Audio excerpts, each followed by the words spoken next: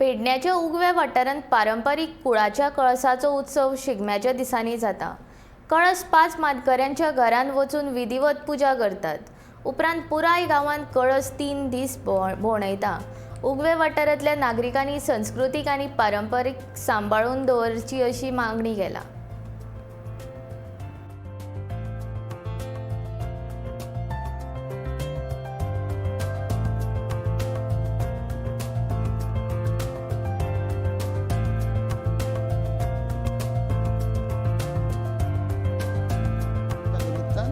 तीर्थ घातला जाता।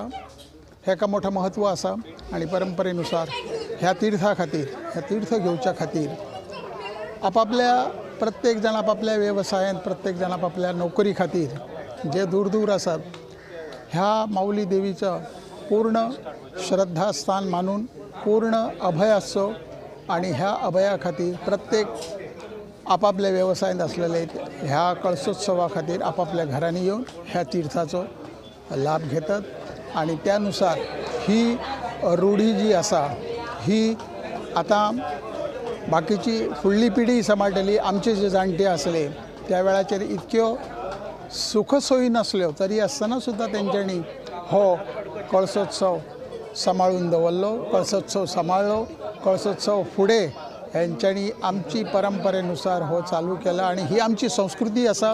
ह्या संस्कृती खातीर गांवाची पूर्ण एकी आसा आणि ह्या एकीनुसारच फुडली सगळी व्यवहार चलता।